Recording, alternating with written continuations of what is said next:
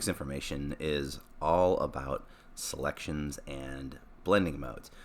Selections in particular are really useful. These advanced selections called masking are really useful for blending two items together. And that's what I'm going to do right now. I'm going to take these two pictures and do kind of a classic background blend, similar to what you're going to do for some of the things in your classes or in your work today. But this is particularly useful for making backgrounds for like web banners, things of that nature. Anytime you have to take one image and seamlessly blend it into another image. So I've got two things here. I've got a city street and I've got some cows in a field, kind of a classic blend type of thing here. And what I'm going to do is I'm going to go to, and I'm just going to take one of these photos and place it into the other's canvas so we can composite the two of them. I'm just going to take the city image and I'm going to composite into the field image here, and then I'm going to blur the edges to show you what I'm talking about. First things first, what I'm going to do, when you're taking two images in different tabs and trying to composite one into the other, it's useful, as I mentioned last time, to unlock the background. So I'm going to do that first. You can name your layer. Good practice would be to name your layer. I'm going to go into the other canvas.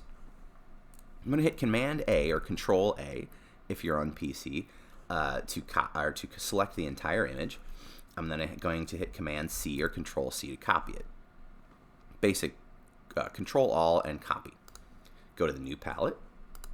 I'm going to select my marquee tool just to have something to deselect. I like using my marquee tool to click and deselect things so I don't have anything selected. I'm going to close my layer palette, and then I'm going to go to Command V or Edit Paste. So all of these keyboard shortcuts are right here in the menu as well. If you need to know which ones I'm talking about, they're right here in the menu. So I'm just doing a Command V to paste that in there.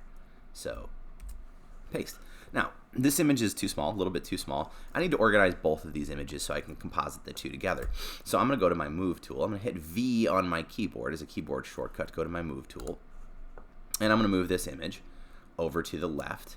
Select this image and move it over to the right. Now, this image on the left needs to be larger, so just by selecting it, just to give you a little kind of a brief thing here, in my palette up top, I've got, with my Move tool, just to remind you if you haven't seen this already, I've got Auto Select turned on and Show Transform controls. If you don't see the bounding box to transform the size of this image automatically right out of the gate when you select it with the Move tool, turn this on.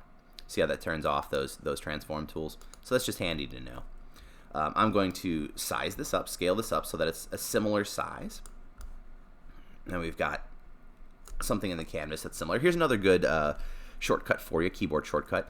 If you grab the edge of your picture and hold down Option or Alt on your keyboard, it will size the image proportionally, but it'll keep the center of the image in place if you're trying to fit something to a canvas. So hold down Alt or Option while you're scaling something, and it will allow you to scale it in place.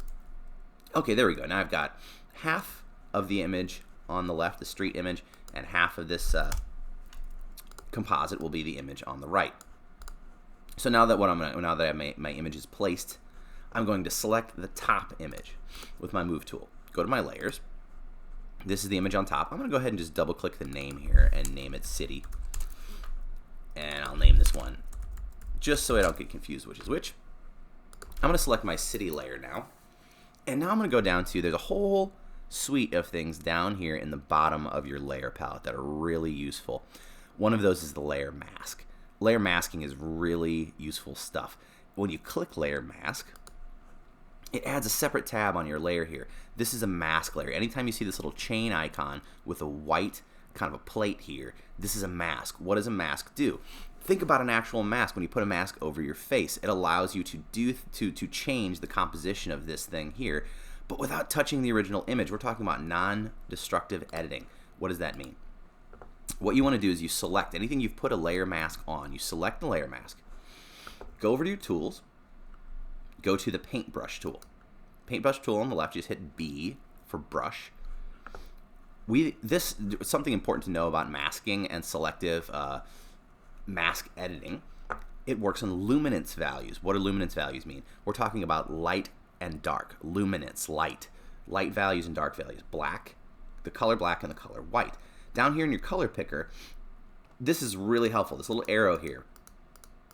This is your foreground color and your background color. You can use this for all kinds of stuff in Photoshop. It's nice to have two colors loaded up for foreground and background color. White and black are what we want to use. this is, if you hit this little corner, it switches. I'm going to start with black. Black, the darker color, will remove things, will erase from this mask non-destructively. What does that mean? I've got a paintbrush selected. Up top, I'm going to dial up the size of my paintbrush. Just click little drop down and crank this paintbrush size up. A good keyboard shortcut, you can use the brackets on your keyboard to increase and decrease the size of your brush. If you don't see this little brush icon while you're painting, hit caps lock on your keyboard. Caps lock will change it from a precise cursor to a brush size cursor. Brackets will increase and decrease the size. So what I've done is increase the size of my brush. The opacity is at 100%, which is pretty heavy. I'm going to leave it there. It is selecting black, and my layer mask is selected. If I click and drag, look what happens. See? So this, just with one click, I have seamlessly blended. This is erased. If you look at my mask, what's happened here, the black erases things from whatever you've got a layer mask applied to. Any place I click is going to erase. See the checkerboard beneath there? That's alpha. Now, this is a non-destructive editing process. What does that mean? If I screwed up, say I messed up right here, whoops, I didn't mean to delete this, I'm going to go down to my color picker, switch my black to white, and I'm going to paint back on my canvas. White adds back in. Let's say this was too harsh, this edge. I chopped this edge off too harshly and want to bring some of this back in. I can reduce my opacity over here down to maybe say like 50%, half opacity. Decrease the brush size and paint back in some of this edge. Notice it's not affecting, since I decreased my brush size and changed my opacity, excuse me, it's not affecting the edge because I'm pulling the transparency back up towards the edge. Now I can restore this edge completely if I wanted to right here. See that?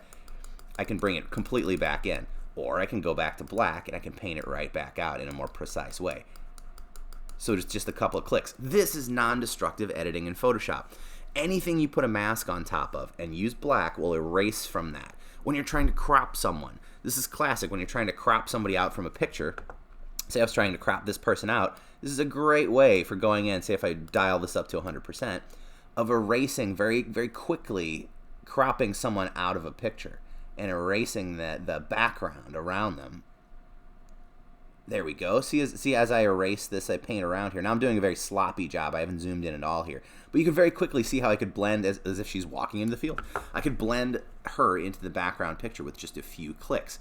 All the background gets revealed, and we paint out the foreground pixels. Or if you mess up, switch to white and just paint it back in. So non-destructive editing, that's the beauty of non-destructive editing with advanced selections and masking. Now, let me bring the size of this up a little bit and fix this paint that I did here. Okay, so let's say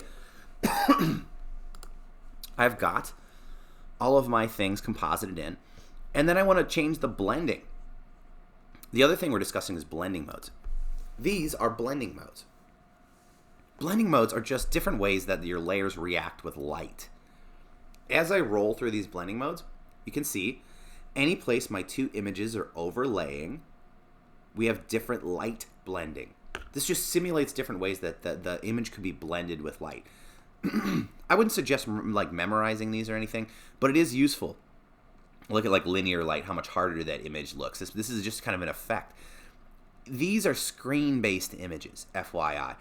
These are things you can kind of play around with. You can get kind of like a sepia tone type of thing here for looking like a historical object, something of that nature. See how it changes how the light interacts.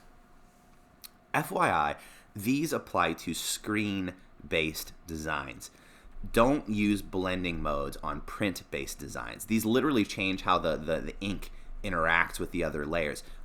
Remember, we're talking about two different processes here. I mentioned that with color modes earlier, that RGB, red, green, blue color modes are for screen-based stuff, and CMYK, cyan, magenta, yellow, black, are for print-based stuff.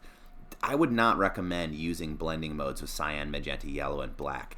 Anytime you start playing with how the ink blends together, you're going to get very unpredictable results on printing. Screen-based will look the way you design it.